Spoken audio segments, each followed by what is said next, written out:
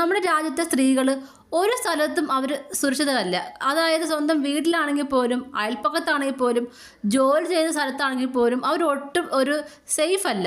സ്ത്രീകൾ മാത്രമല്ല, കുട്ടികൾക്കും ഇതേ അവസ്ഥ തന്നെയാണ് നമ്മുടെ രാജ്യത്തുണ്ടായിക്കൊണ്ടിരിക്കുന്നത്. ഇപ്പോഴിത് കൊൽക്കട്ട നടന്ന സംഭവം എല്ലാവരും ന്യൂസിലൂടെ ഈ ഒരു വാർത്ത എല്ലാവരും അറിഞ്ഞിട്ടുണ്ടാകും. എന്തുകൊണ്ടാണ് നമ്മുടെ രാജ്യത്ത് ഇങ്ങനെ തുടരെ ഇതുപോലത്തെ സംഭവം നടക്കുന്നത്? ഒന്ന് മാത്രമേ ഉള്ളൂ, നമ്മുടെ നിയമത്തിലുള്ള ഒരുപാട് വീഴ്ചകൾ. ആ വീഴ്ചകളൊക്കെ പരിഹരിക്കേണ്ട സമയങ്ങൾ അതിക്രമിച്ചു കഴിഞ്ഞിരിക്കുന്നു. മാത്രമല്ല, ഇതുപോലത്തെ കേസുകളൊക്കെ പ്രതികളെ പിടികൂടുമ്പോൾ ആ ഒരു കേസിൻ്റെ ആ ഒരു ചൂട് പോകുന്നതിന് മുമ്പ് തന്നെ ആ കേസിലെ പ്രതികളെ കണ്ടെത്തി വേണ്ട രീതിയിൽ ശിക്ഷകൾ കൊടുക്കണം. ഇത് കാലക്രമേണ ഇപ്പോൾ ഒരു കേസുണ്ടായി 10-15 വർഷം കണ്ടായിരിക്കും ആ ഒരു കേസിൽ വിധി വരുന്നത് തന്നെ. അപ്പോൾ അതിന് പകരം ആ കേസുണ്ടായി ആ സമയത്ത് തന്നെ പ്രതികളെ കണ്ടെത്തി ആ ഒരു ഒരു മാസം 2 മാസത്തിനുള്ളിൽ തന്നെ ആ ഒരു കേസിന് ശിക്ഷയും കൊടുക്കണം. ഇതുപോലത്തെ കേസിനൊക്കെ വധശിക്ഷ തന്നെ കൊടുക്കുകയും വേണം. ഇപ്പോൾ ഇവിടെ തന്നെ നോക്കുകയാണെങ്കിൽ ആളൊരു ഡോക്ടറാണ്, PG പഠിക്കുകയാണ്. നമ്മൾ ഡോക്ടർമാരെന്നൊക്കെ പറയുമ്പോൾ നമ്മൾ വളരെയധികം റെസ്പെക്റ്റ് കൊടുക്കുന്ന ആൾക്കാർ തന്നെയാണ് അല്ലേ. അതായത് നമുക്ക് വരുന്ന അസുഖങ്ങൾ, ഇപ്പം കൊറോണ പോലത്തെ ഒരു അസുഖങ്ങളൊക്കെ വന്നപ്പോൾ ഈ ഡോക്ടർമാരുടെ സേവനം എത്രമാത്രം വലുതായിരുന്നു എന്ന് നമ്മൾ കണ്ടതാണ് അല്ലേ. മാത്രമല്ല, ഒരു ഡോക്ടറാകുക എന്ന് പറയുന്നത് വളരെ ഈസി ആയിട്ടുള്ളൊരു കാര്യമല്ല. എന്ത് കഷ്ടപ്പെട്ടാണ് അവർ ആ ഒരു പൊസിഷനിൽ എത്തുന്നത്. ഇപ്പോൾ PG പ്രിപ്പയർ ചെയ്തൊരു കുട്ടിയായിരുന്നു മരിച്ചു പോയത്. അതായത് മരിച്ചല്ല, കൊലപ്പെടുത്തിയത് ക്രൂരമായി തന്നെ. അപ്പം ഇത്രയേറെ കഷ്ടപ്പെട്ട് പഠിച്ച് ഗോൾഡ് മെഡൽ മേടിക്കണമെന്നായിരുന്നു ആളുടെ ആഗ്രഹം. അപ്പോൾ അത്രയ്ക്ക് ഹാർഡ് വർക്ക് ചെയ്യുന്ന ഒരാളായിരുന്നു ഇപ്പം ഈ ഒരു അവസ്ഥയിലെത്തിയത്. 36 മണിക്കൂറോളം അടുപ്പിച്ച് ഡ്യൂട്ടി ചെയ്തിട്ടാണ് ഇപ്പം ഈ ഒരു മരണത്തിലേക്ക് പോയത്. അതായത് വളരെയധികം വീക്കായിരുന്നു ആളുടെ ബോഡി. ഈ 36 മണിക്കൂർ ഡ്യൂട്ടി എന്ന് പറഞ്ഞാൽ നമുക്ക് ചിന്തിക്കാൻ കഴിയുമോ?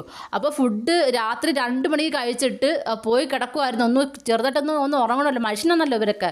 അപ്പോൾ ഒന്ന് ഉറങ്ങാൻ വേണ്ടിയിട്ടാണ് ഈ ഒരു ഹോളിലേക്ക് പോയത്.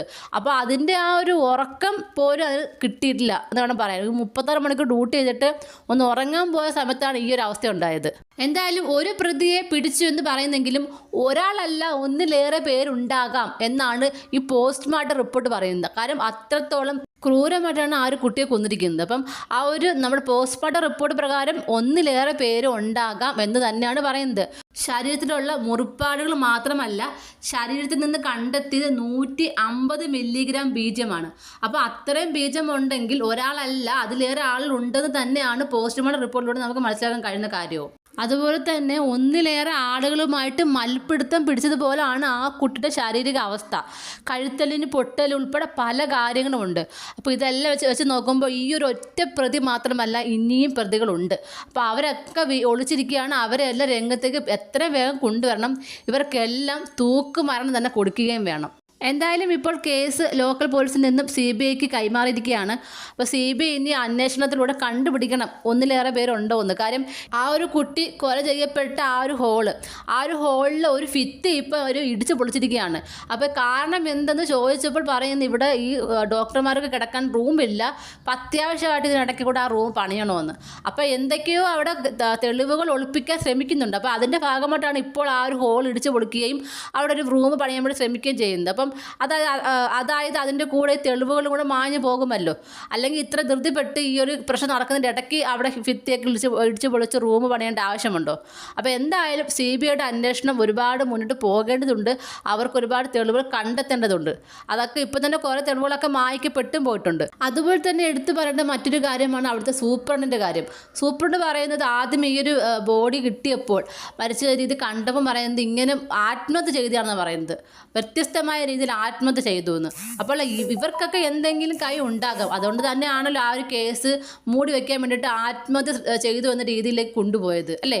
എന്തായാലും ആ ഒരു സൂപ്രണ്ടിൻ്റെയും ഈ ഒരു സ്ഥാനത്ത് നിന്ന് മാറ്റി ലീവിലേക്ക് വിട്ടിരിക്കുകയാണ് കേസ് ഒന്നും കൂടെ സുഗമമായി കൊണ്ടുപോകാൻ വേണ്ടിയിട്ട്. മാത്രമല്ല, കോടതി തന്നെ ചോദിക്കുന്നത് എന്തുകൊണ്ട് ഈ സൂപ്രണ്ടിനെ ചോദ്യം ചെയ്തില്ല എന്ന്. അങ്ങനെ പല കാര്യങ്ങളും ഇനിയും പുറത്തേക്ക് വരാനുണ്ട്. അതുപോലെ തന്നെ ഇപ്പം പിടികൂടിയ പ്രതി എന്ന് പറയുന്ന ആൾ 4 വിവാഹം കഴിച്ചു എന്നാണ് അറിയുന്നത്. ഈ 4 വിവാഹത്തിൻ്റെ 3 പേര് ഇങ്ങാരിൽ നിന്നും എങ്ങനെയെങ്കിലും രക്ഷപ്പെട്ടു പോയി. അവസാനത്തെ ആൾ മരിച്ചു എന്ന് പറയുന്നത് അത് ക്യാൻസർ മൂലം മരിച്ചെന്നാണ് പറയപ്പെടുന്നത്. അത് ഇയാൾ കൊന്നതാണോ എന്ന് കണ്ടെത്തേണ്ടതുണ്ട്. കാരണം ആദ്യത്തെ 3 ഭാര്യമാരും പറയുന്നത് ഇയാൾ ക്രൂരമായ പീഡനമായിരുന്നു ഉണ്ടായിരുന്നത്, അതുകൊണ്ടാണ് ഇവർ എങ്ങനെയെങ്കിലും രക്ഷപ്പെട്ടു പോയതെന്ന്. അപ്പോൾ അവസാനത്തെ ഭാര്യ മരിക്കുകയും ചെയ്തു. അപ്പം അതിലൊക്കെ എന്താണ് കാരണമെന്ന് നമ്മൾ കണ്ടെത്തേണ്ടതുണ്ട്. എന്തായാലും ആ ഒരു കുട്ടിക്ക് വേണ്ടിയിട്ട് ഇന്ത്യ ഒട്ടൊക്കെ തന്നെ ശക്തമായിട്ടുള്ള പ്രതിഷേധമാണ് നടന്നുകൊണ്ടിരിക്കുന്നത്.